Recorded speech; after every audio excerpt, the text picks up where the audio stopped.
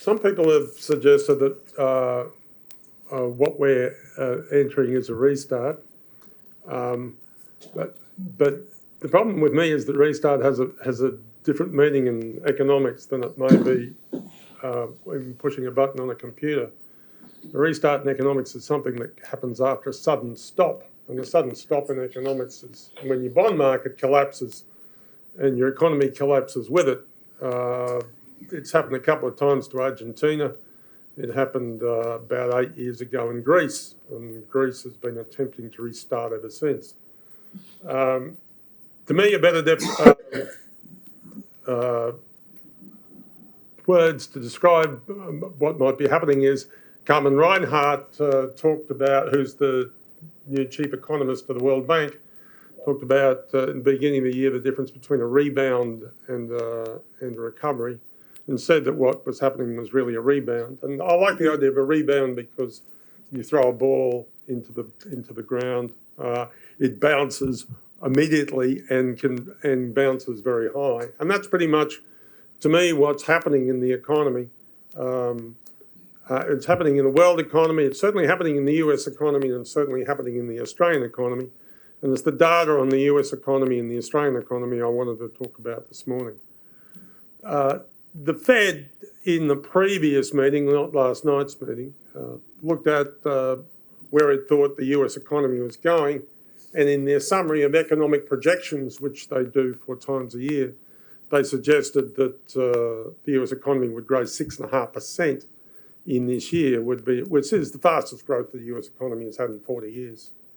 And I suggested after that I thought that if I constructed a model of the Australian economy based on that kind of growth and where our interest rates are, that what you'd get in Australia would be a growth rate of about 5.25%.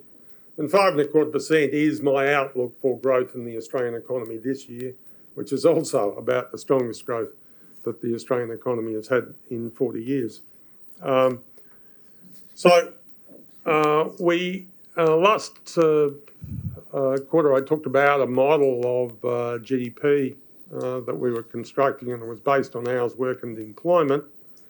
And today I want to look at where we would think the Australian economy got to after the first quarter based on what happened in hours worked and employment. In the first quarter, the total number of hours worked increased in Australia by 47 million hours worked between the end of December and the end of March, 47 million hours worked, and that was about 2.6% growth.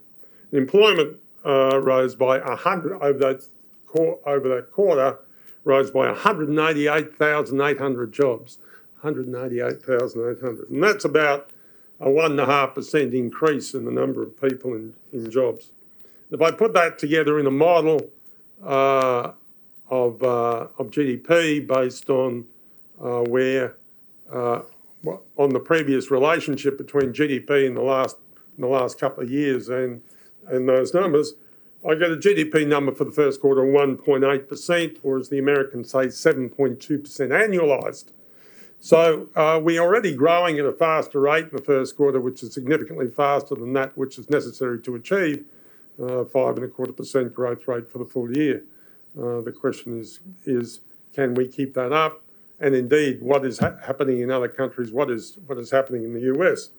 In the US, the Atlanta Fed tells us that GDP for the first quarter was growing at 8.2% annualised, or 2.1% GDP.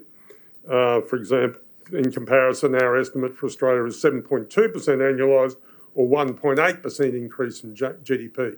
So we are on target for our 5.25, and they are certainly on target for their 6.5.